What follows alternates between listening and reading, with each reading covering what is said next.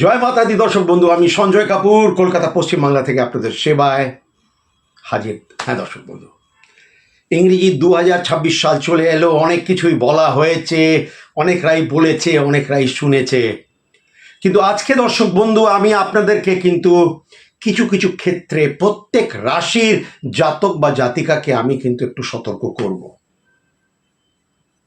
একটা একটা হয়তো ব্যাপারে করব, কিন্তু আমি করব আজকে। আপনারা শুনুন, এবং যদি আমার কথাগুলোতে কোনো যুক্তি যদি মনে হয় যে যুক্তি আছে, তাহলে নিশ্চয়ই সেই জায়গাটা একটু গার্ড নেবার চেষ্টা অবশ্যই কিন্তু করবেন। মেষ রাশি দর্শক বন্ধু, মেজর প্রবলেম অর্থনৈতিক দিক। হ্যাঁ, অর্থনৈতিক সমস্যা, অর্থনৈতিক চাপ, অর্থনৈতিক ঋণ, এই ব্যাপারে কিন্তু 2026 একটু সাবধান এবং সতর্ক মেষ রাশি দর্শক বন্ধু। বৃষ রাশি, কর্মস্থানে ডিস্টার্ব হতে পারে, কর্মস্থানে ডিস্টারবেন্স হতে পারে, লোক পেছনে, শত্রু পেছনে লাগতে পারে, এবং হ্যাঁ, যাদের বাবা রয়েছে তাদের বাবার শরীর নিয়েও কিন্তু একটা অশান্তির পরিস্থিতি কিন্তু তৈরি হতে পারে বৃষ রাশি দর্শক বন্ধু। মিথুন রাশি, সব কাজে বাধা, সব কাজে দেরি, সব কাজে একটা ডিলে হতে পারে দর্শক বন্ধু।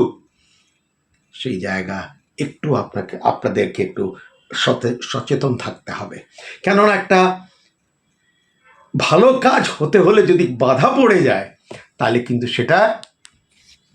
সেটা পুরো ব্যাপারটাকে একটু নষ্ট করে দেয় দর্শক বন্ধু। কর্কট রাশি, শরীরের একটু ধ্যান রাখবেন। কোনো ধরনের অসুবিধে যদি বোধ করেন, তাহলে ভালো ডাক্তার, ভালো চিকিৎসা অবশ্যই কিন্তু প্রয়োজন, 100 বার, এতে কোনো সন্দেহ নেই। এখানে আরেকটা জিনিস আপনাকে বলবো, যাদের কর্কট রাশি তাদের ওপরে কিন্তু এই ইংরেজি বছরে বিভিন্ন আকারের কিন্তু কুক্রিয়া করা যেতে পারে। মনে রাখবেন আমার কথা, কুক্রিয়া করে যেতে পারে, যেটার কুপ্রভাব ওদের বাস্তব জীবনে অবশ্যই কিন্তু পড়তে পারে, এতে কিন্তু কোনো সন্দেহ নেই। সিংহ রাশি, ব্যবসা ভালো নাও চলতে পারে, অনেকটা দুর্বল হয়ে যেতে পারে। এক, দ্বিতীয়, দাম্পত্য কলহ, মনে রাখবেন, দাম্পত্য কলহ এবং বিবাহতে বাধা, এই তিনটে মেন জিনিস আছে।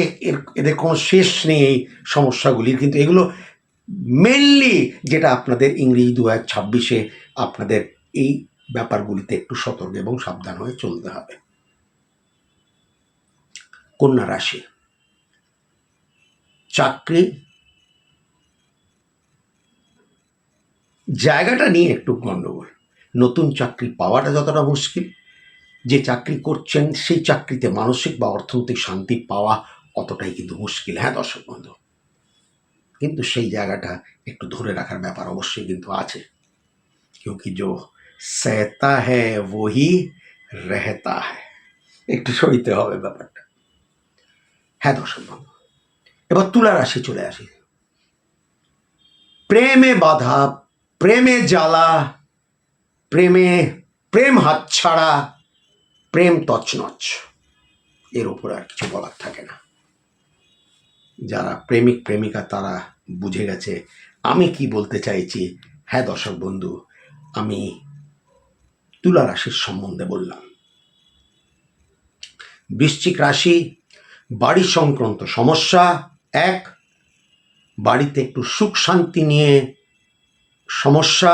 দুই, এবং বাচ্চাদের লেখাপড়া নিয়ে একটা সমস্যা সৃষ্টি অবশ্যই হতে পারে ইংরেজি 2026। হ্যাঁ দর্শক বন্ধু, বৃশ্চিক রাশি। ধনু রাশি দর্শক বন্ধু, ধনু রাশি, যতটা চেষ্টা করবেন ততটা ফল হয়তো নাও হতে পারে এই বছরে। যতটা চেষ্টা করছেন অতটা ফল হয়তো নাও হতে পারে, কিন্তু ঘাবড়াবেন না, চালিয়ে যেতে হবে আপনাকে। কেন আমি কি বললাম, হয়তো আপনার চেষ্টা করছেন 100 পাওয়া, কিন্তু 100 না পেলেও অন্তত 70 জন্য চেষ্টা করতে পারেন। 100 হয়তো পাবেন না। আর ভাই বোনদের সঙ্গে একটু মতভেদ হতে পারে। ধনু রাশি দর্শক বন্ধু। মকর রাশি, হ্যাঁ দর্শক বন্ধু, মকর রাশি, অর্থ একটু নষ্ট হতে পারে এবং পারিবারিক মানে পরিবারের যদি 3টে সদস্য থাকে বা 4টে সদস্য থাকে বা যে কটা থাকে, সবাই একটু একটু ডিস্টার্বড ফিল করতে পারে। একটু অশান্তির পরিবেশ নিজের সংসারের মধ্যে একটা সৃষ্টি অবশ্যই হতে পারে। মানে বাচ্চা মা বাবার কথা শুনছে না, স্ত্রী স্বামীর কথা শুনছে না, স্বামী স্ত্রীর কথা শুনছে না, সেই জাতীয় একটা অশান্তি।